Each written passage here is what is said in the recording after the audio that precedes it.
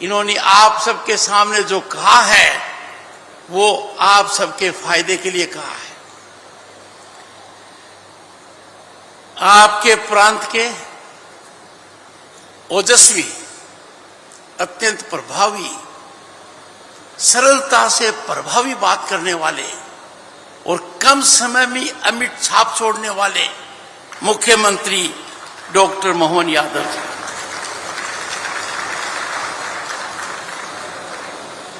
हर स्थान किसी के लिए शुभ पड़ता है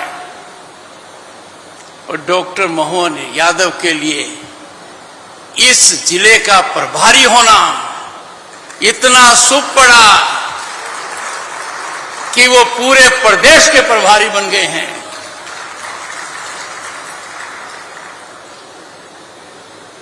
आप समझिए कितने दूरदर्शी हैं, कितना गहरा लगाव है। इन्होंने पहली कैबिनेट की मीटिंग की तो क्या स्थान चुना, गजब का है। पहली कैबिनेट मीटिंग और रानी दुर्गावती, कौन नहीं जानता कितने हम प्रभावित होते हैं, इंस्पायर्ड, मोटिवेटेड होते हैं। कितनी बार लोगों को परास्त किया, राजाओं को जो हमारे खिलाफ थे। अकबर की दाल गलने नहीं दी, दांत खट्टे कर दिए और एक दृढ़ संकल्प लिया, भारत का मतलब है स्वतंत्र भारत। भारत माता का मतलब है बिना किसी अंकुश के जीवित रहना। आज के दिन जो हम देख रहे हैं उसमें उनका बहुत बड़ा योगदान है। श्री राजेंद्र शुक्ला जी, प्रदेश के उप मुख्यमंत्री जी, अपने भाषण में बहुत कुछ इन्होंने कहा है, वर्णन किया है और मैं ज्ञानवान हो गया कि प्रदेश में सब कुछ ठीक हो रहा है, स्वास्थ्य विभाग सही रास्ते पर है। श्री प्रहलाद सिंह पटेल जी, ऊंचा कद और मेरी जान पहचान 1989 में हुई। आप भी संसद सदस्य चुने गए और मैं भी तभी चुना गया, लंबा रिश्ता है। श्री फग्गन सिंह कुलस्ते जी, इनको मैं मेरा मित्र कह सकता हूं। इनसे पहली मुलाकात मेरी, मुझे याद है, रांची एयरपोर्ट पर हुई। वो ट्राइबल इलाका है, मैं पेशे से वकील हूं, ऐसे लगता है ये ट्राइबल के बहुत बड़े वकील हैं। मध्य प्रदेश शासन के अधिकारीगण, मैं आपकी प्रशंसा करूंगा। कम समय में मैंने देखा है, चाहे मैंने एग्जीबिशन देखा हो, चाहे उन्होंने मुझे हवाई जहाज से उतरते समय ग्रीट किया हो, चाहे हेलीकॉप्टर से उतरते हुए ग्रीट किया, उनका जज्बा, उनकी लगन प्रशंसनीय है। और मेरे मन में कोई शंका नहीं है कि मध्य प्रदेश तीव्र गति से प्रगति के पथ पर सबको मोहन करता रहेगा, क्योंकि मुख्यमंत्री डॉक्टर मोहन यादव हैं। भारतीय प्रजातंत्र में जनजाति का स्थान शरीर की रीढ़ की हड्डी के बराबर है।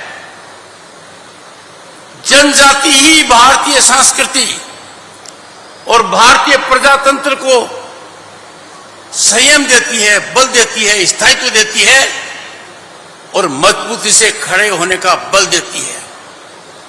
वो दिन मैं कैसे भूल सकता हूं, देश के इतिहास में पहली बार राष्ट्रपति भवन में एक जनजाति महिला राष्ट्रपति बनती है। प्रधानमंत्री को शपथ दिलाती है, जब मेरी उनसे चर्चा होती है डॉक्टर सुदेश धनखड़ के साथ, हमें लगता है कि हम हमारे घर में हैं। सरलता, शालीनता, अत्यंत प्रभावी व्यक्तित्व है और धीरे से बात कहती हैं। जनजाति के प्रति हमारा समर्पण होना चाहिए और यही हमारा संकल्प होना चाहिए। भारत के इतिहास में स्वर्ण अक्षरों में वो दिन लिखा गया जिस दिन भारत की राष्ट्रपति महामहिम द्रौपदी मुर्मू ने शपथ ली और पराकाष्ठा हो गई कि उन्होंने देश को तीसरी बार नेतृत्व देने वाले नरेंद्र मोदी जी को शपथ दिलाई। ये गौरव पल है। आज हम जिस भारत में जी रहे हैं, मैं भारत का दिल कहलाने वाले मध्य प्रदेश से कहना चाहता हूं, कभी कल्पना नहीं की थी।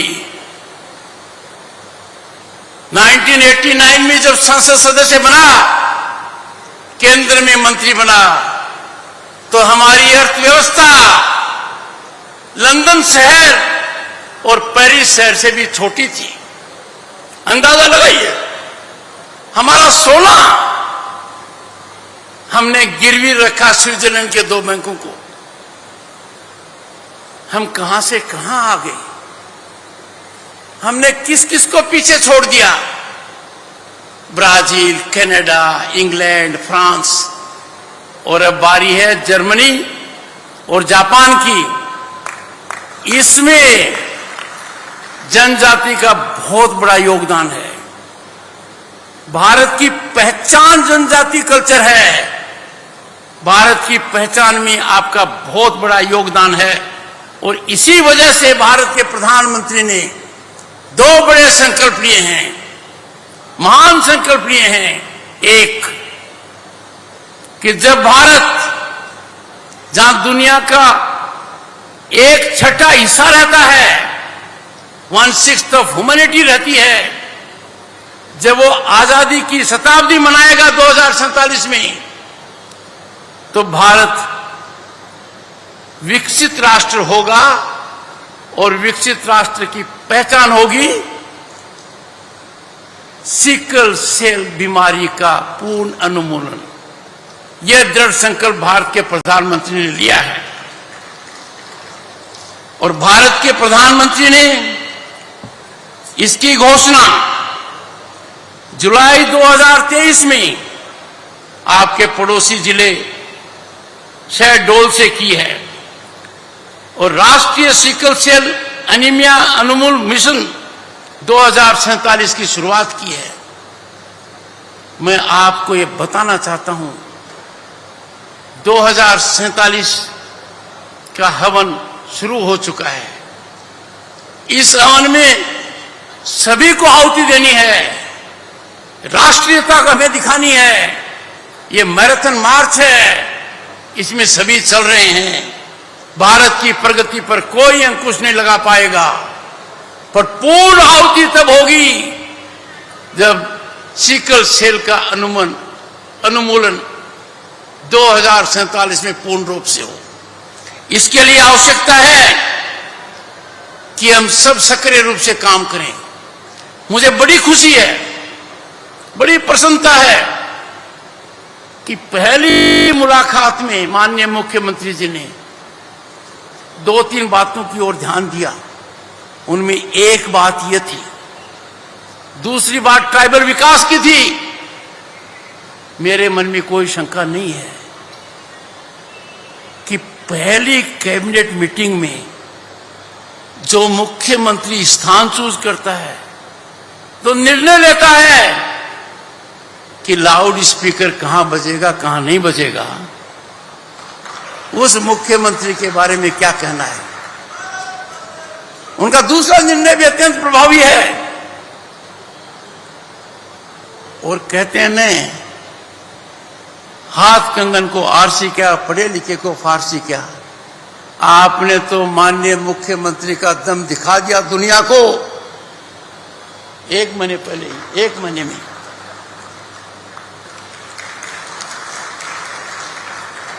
देश का एकमात्र भूभाग है जो इतनी पराकाष्ठा पर गया है। मुझे कहने की आवश्यकता नहीं, मेरे से ज्यादा आप समझते हैं।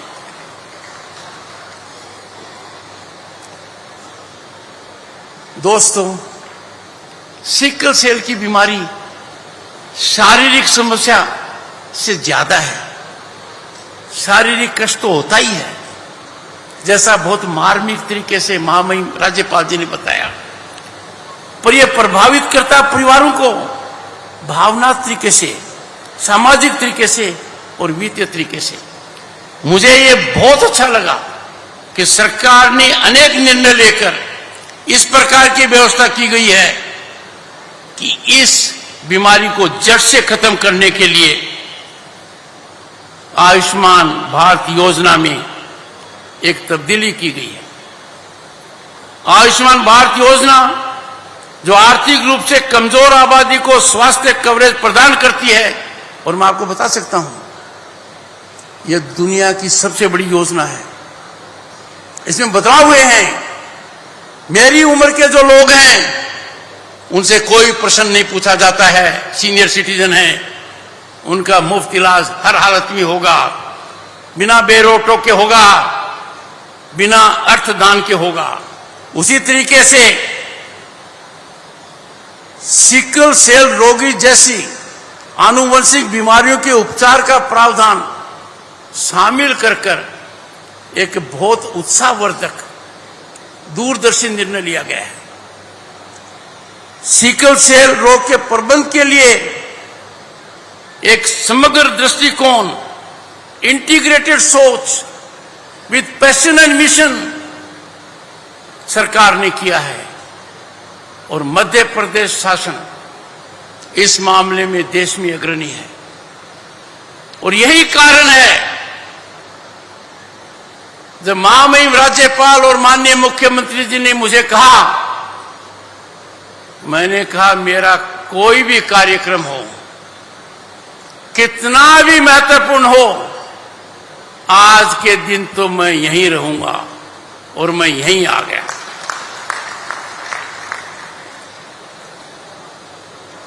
डिंडोरी और आसपास के क्षेत्रों में समृद्ध जैव विविधता हर्बल और पारंपरिक औषधीय ज्ञान का खजाना प्रदान करती है।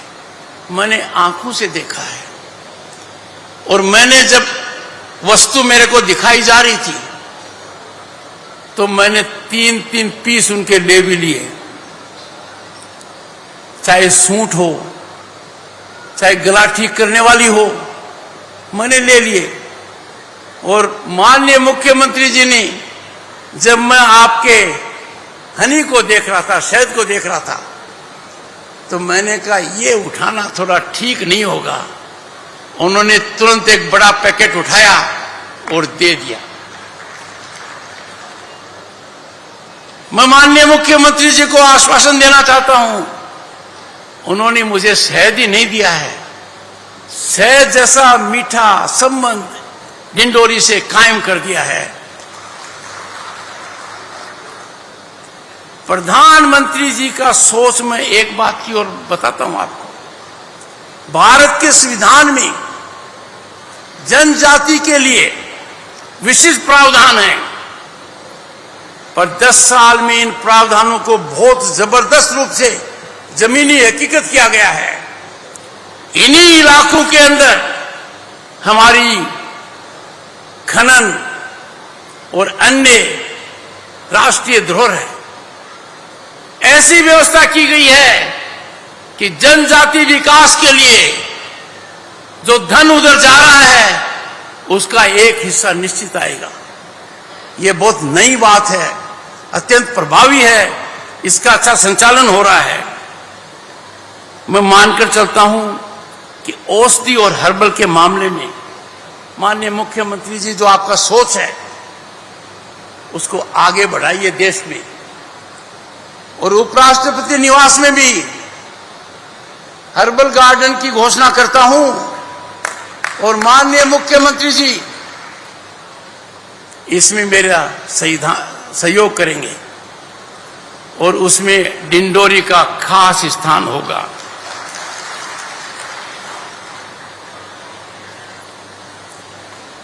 रिसर्च और इनोवेशन पर माननीय प्रधानमंत्री जी नरेंद्र मोदी का बहुत ध्यान रहा है। इस रोग के लिए हमें ज्यादा रिसर्च करने की आवश्यकता है। इसके उपचार उन्मूलन से ही हो सकता है, पर इसके साइड इफेक्ट जो होते हैं साइकोलॉजिकल होते हैं। रिसर्च के माध्यम से उनको कुंठित करना, इस पर हमारा प्रयास जारी रहना चाहिए। ये जो आपके यहां धरोहर है, technical institutes, scientific research institutes, उनसे सहयोग साबित कर कर इस मामले में आगे बढ़ाओ, ताकि डिंडोरी का नाम देश और विश्व पटल पर इस दृष्टि से आए कि यहां जो हो रहा है वो उपचार का बेस बनेगा। हर्बल प्लांट्स ज्यादा महत्वपूर्ण है। आपके यहां ऊपर की कृपा है, ऊपर वाले की कृपा है, असीम कृपा है। उस कृपा का लाभ सभी को होना चाहिए। दोस्तों, सबसे बड़ी बीमारी क्या है? भ्रामक प्रचार, दुष्प्रचार। आपने तो बहुत देखा होगा। चलो राजनीतिक क्षेत्र में दुष्प्रचार हो, बीमारी का दुष्प्रचार नहीं होना चाहिए। इसको रोकने का होना चाहिए। सभी को सकारात्मक रवैया अपनाना चाहिए। It is a situation where we should be hand holding those who are suffering from this element. We have to do everything ताकि हर तरीके से सामाजिक जीवन उनका सार्थक हो, समाज के वो एक अंग हो। जागरूकता है उनमें, जैसे जागरूकता की दृष्टि से महामहिम राज्यपाल ने अपने उद्बोधन में बहुत बड़ा संकेत दिया है। हमारी सामूहिक जिम्मेवारी है, जिसके लिए सरकार जो बहुत सक्रिय है, हेल्थ प्रोफेशनल्स जो कमिटेड हैं, शोधकर्ताओं, समाज सेवियों का ठोस प्रयास जो हो रहा है, वो निश्चित रूप से मैं मानता हूं 2047 से पहले फलीभूत हो, ये मेरी कामना है। साथ मिलकर हम एक ऐसा भविष्य बना सकते हैं जहां किसी को भी इस बीमारी के दुष्प्रभावों से पीड़ित न होना पड़े। कहते हैं ना, पहला सुख निरोगी काया, दूसरा घर में माया। काया निरोगी नहीं है तो आप कितने ही सशक्त हो, कितने ही बुद्धिमान हो, कितने ही कर्मशील हो, कितने ही अच्छा सोच रखो, आप कुछ कर नहीं पाओगे। खुद भी स्वस्थ रहिए और दूसरों को भी स्वस्थ रहने की प्रेरणा ही मत दीजिए, मदद कीजिए कि वो भी स्वस्थ रहें। और जो इस रोग से पीड़ित हैं, उनके प्रति हमारी विशेष जिम्मेवारी है। मैं आप सभी आयोजकों को, स्वास्थ्य कर्मियों को और समुदाय के सदस्यों के प्रति हार्दिक आभार प्रकट करता हूं, क्योंकि उनकी समर्पण की जो भावना मैंने देखी है माननीय मुख्यमंत्री जी में, उनके अधिकारियों में, this has touched my heart. कोई व्यक्ति इस मुद्दे को सरकारी कार्यक्रम से आगे ले जा रहा है और इस तरीके से ले जा रहा है कि हर हालत में बदलाव आएगा, मेरे मन में कोई शंका नहीं है। I wish the honourable chief minister the very best. आपकी अटूट प्रतिबद्धता और अथक प्रयास माननीय मुख्यमंत्री जी हम सबके लिए प्रेरणा का स्रोत है। आइए हम सिकल सेल रोग को खत्म करने और भावी पीढ़ियों के लिए एक स्वस्थ, अधिक समावेशी समाज का निर्माण करने के लिए करुणा और दृढ़ संकल्प के साथ मिलकर अपना कर्तव्य निभाएं। समापन करने से पहले मैं दो बात कहना चाहूंगा। माननीय राज्यपाल और माननीय मुख्यमंत्री जी का ये निमंत्रण मैं और मेरी धर्मपत्नी सदैव याद रखेंगे।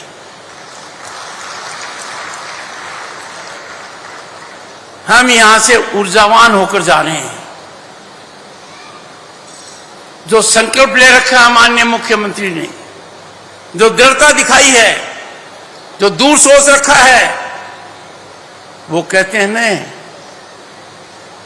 पालने में पांव दिख जाते हैं, कम समय में सबको दिख गया है।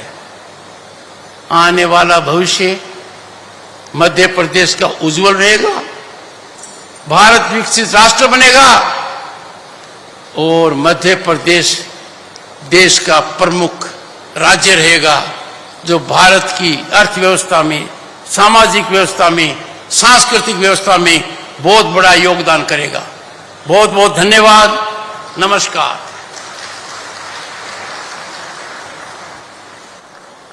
बहुत बहुत धन्यवाद माननीय उपराष्ट्रपति महोदय, आपकी इस गरिमामयी और बहुत ही उपयोगी और सारगर्भित उद्बोधन के लिए जोरदार तालियां बजाएं मध्य प्रदेश। आपके उद्बोधन से हम सब बहुत लाभान्वित हुए और अब मैं सभी से, देवी एवं सज्जनों, सबसे आग्रह करूंगा अपनी अपनी जगह आप सब खड़े हो जाएं राष्ट्रगान के लिए। ये देख रहे हैं किस तरीके से जो है यहाँ पर बड़े ही दिवस का आयोजन किया जा रहा है, महत्वपूर्ण दिवस का आयोजन किया जा रहा है। सिकल सेल दिवस समारोह का आयोजन किया जा रहा है और साथ ही इसके बारे में लोगों को जागरूक भी किया जा रहा है। ये क्या है और कैसे इसको पहले पहचान मिली। यूनाइटेड स्टेट्स में 2008 में सबसे पहले जो समारोह है उसका आयोजन किया गया और फिर धीरे धीरे विश्व भर में फैलता चला गया और आज ये पूरे विश्व में मनाया जाता है।